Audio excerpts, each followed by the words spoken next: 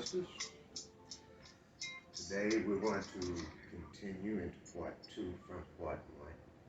Part 1, we went over understanding the root verb, its difference between that one, the root verb, and the second stem verb. We dealt with the word, for an example, was the word hakim, or hakimer, hakim as we know, and the word bashara. And we gathered the understanding of bashara being in the root form as its basic meaning, depending on how it's used in the sentence, but the basic meaning. And the second verb stem having to take on an object, meaning positive stem, having something tangible. We dealt with the word bashara, as we said. We also have this ayat. This is Surah 3, ayat 45, and the word bashara that we was dealing with. Here, what I did was I took each word and I defined it based on its grammar. So you can see underneath each word what that word represents. Here, it is a particle. Particle that deals with time. Polarity, a verb, third person, that's to say. Feminine. The word alipalagatu, a noun with a feminine pronoun.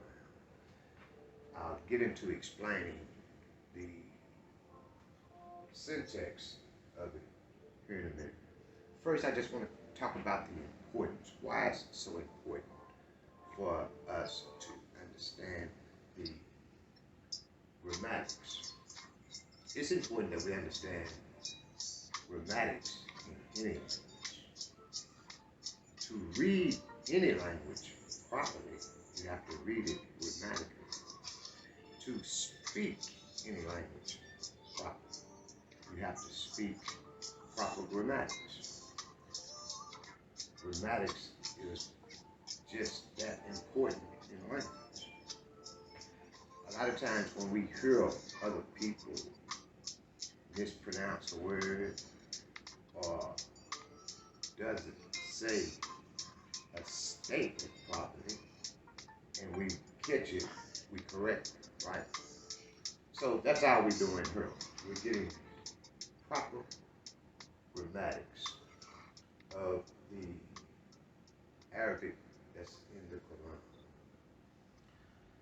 And as I say, it's very important that we do this, especially for my African American brothers and sisters, as well as my African brothers and sisters. We're both the same. We say African American, we say they're African, but we're all the same.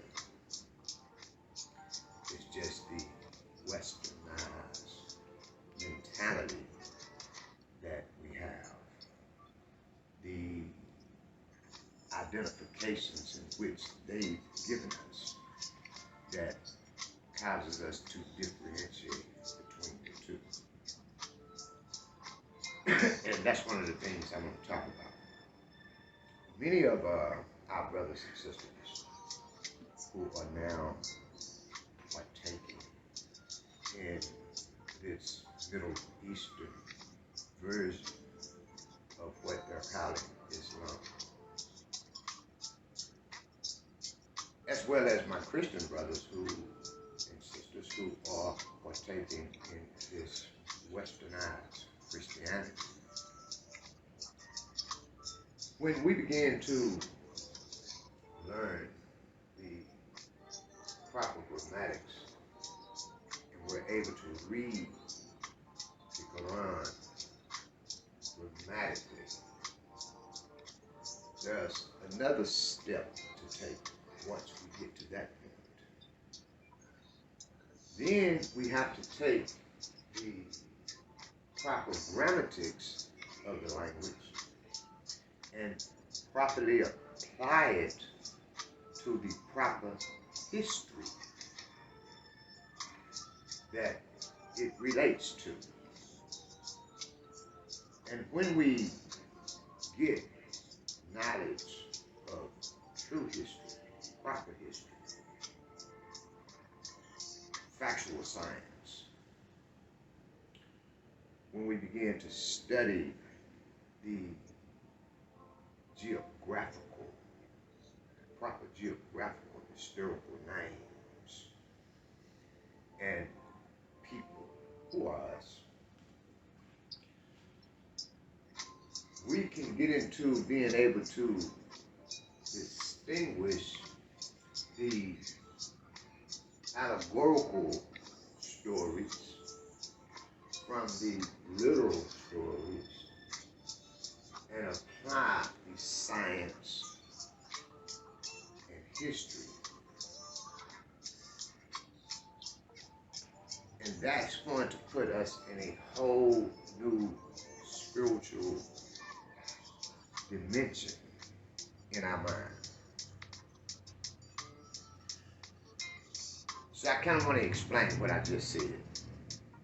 I want to give some clarity to what I just said. Here's an example of what I'm talking about. My brothers and sisters today in Islam, we take what we call a shahada, meaning that we're converting to Islam. My Christian brothers and sisters, they do kind of the same thing when they go to church and they say they get saved. They accept Jesus Christ as their Lord and Savior.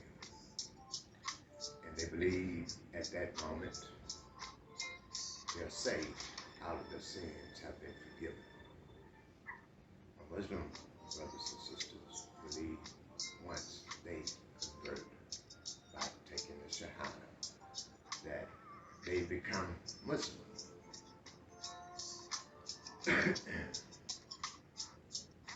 Even though you'll often hear contradictions, because you'll hear a lot of these so-called imams tell the brothers and sisters in the community that they were born Muslim, that everything is born Muslim.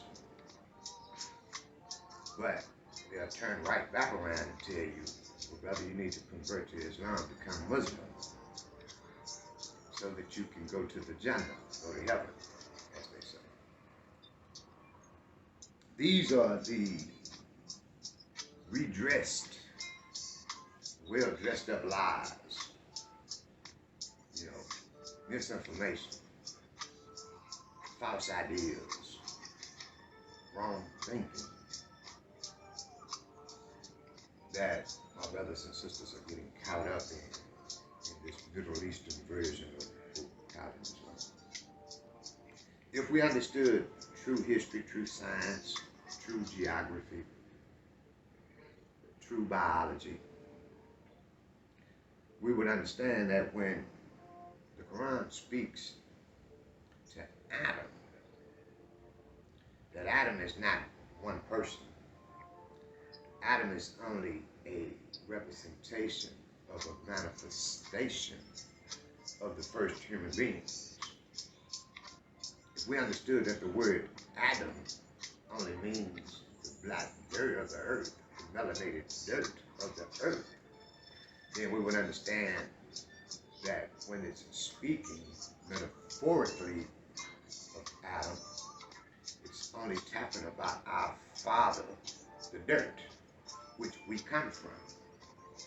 We would understand in Surah 2 and 30, when it is explaining that Allah, Creator, created the human being from the black dirt or the black mud of the earth.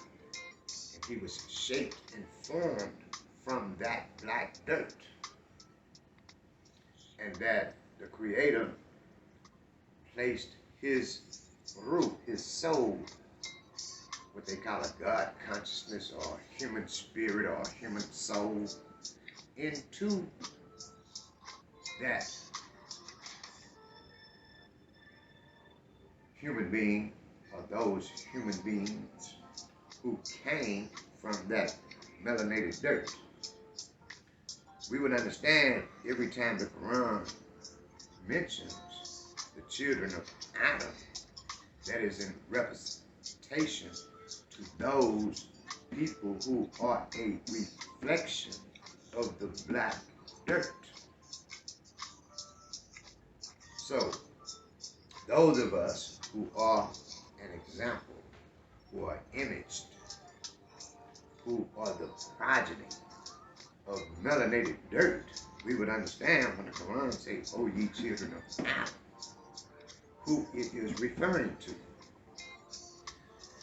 We would understand Surah 7 and 172. Those of you who have your Quran, I would like for you to look at that ayat just to give some clarity to what I just said. In the Quran 172, 172, where it says, وَإِذْ أَقَدَ رَبُّكَ مِنْ بَنِي آدَمَ, and when drew forth thy Lord from the progeny of Adam, min zuhurihum, from his or their loins, the duriyatehum, his progeny, the descendants that came from the Adam, the black dirt, the black mud. It says, wa ashhaduhum, the word used for shahada, Ila anfusihim, that they took their shahada then, when he first drew us from the loins of our parent, the black dirt, what we came from in our makeup. We took the shahada.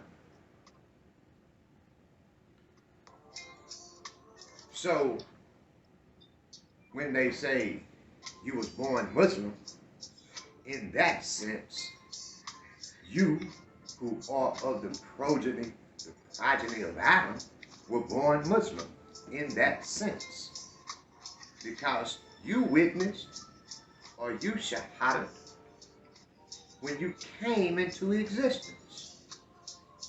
I say that to say this, that has been a part of our makeup since we were created. You don't have to go to a people who are not of you, that is not an example or a manifestation of the melanated dirt in which the Creator created the human being. You don't have to go to someone else who have stolen your culture, stolen your language, stolen your traditions, stolen your history, and redressed it, and now serving it back to you, for you to take a shahada and become Muslim under their new dressed up schools of thought, sects, and ideologies. You don't have to do that. But as long as you walk around with this book, just walking around with this book, and relying on other people that's not of you, that does not have your best interest in hand, that have stolen your history, stolen your language, stolen your cultures, stolen your tradition. And you walk around saying you believe this, and you done took the Shahada, and you done became Muslim, and you've been Muslim since 1994, but you still relying on the same people who their ancestors conquered our ancestors, stole their culture, redressed it, now serving it back to you from a slave perspective, but we still walking around with this book, hollering a Muslim, but relying on someone else's interpolation of what you say you believe and what you say is most important to you, what you give your faith, what you give your faith to. That's why it's important for us to learn to read this for ourselves. That's why it's important for us to study our own history. The Arabic word, al-Kibula, they pronounce it al-Kibula, is the oldest name known to what we call Africa. The oldest name known to Africa. If we just understand that, we know that we spoke this language long before any foreigners, any invaders came into our homeland. If the oldest name known to Africa is an Arabic word, al-Kibula, and you can look it up, don't just take my word for anything.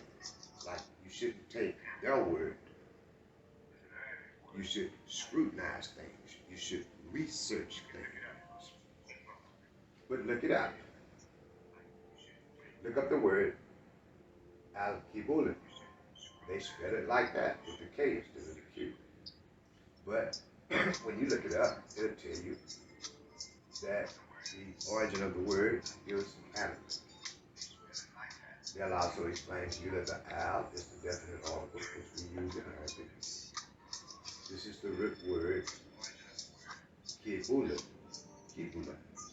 The A-A-N on it is the plural suffix that we use in the Arabic.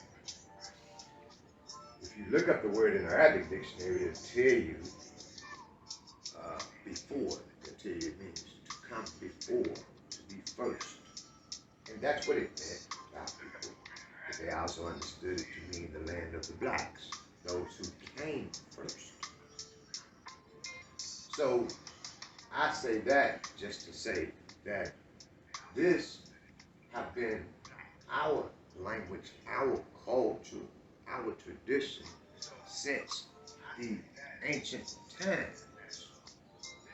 This is nothing that we as black people have to convert to. It is something that we have to learn for our own self so that we can apply it to our own nous, to our own root, to our own selves. So that when we read these signs, or as you call them, ayats, in these surahs, or as you call it, chapters, we'll begin to see ourselves and our ancestors. And we'll know that when the Quran addresses the children of Adam, that it is addressing us. And when it addresses those who are not of the children of Adam, is addressing those who are not of us. And we'll begin to stay away from the interpolated perspectives. We'll be able to distinguish between the metaphors, the allegory of the ayats. We'll understand the literal ayats. We'll understand the metaphorical ayats. And we'll be able to apply both as they relate to us in our makeup. For instance, this story is an allegorical story.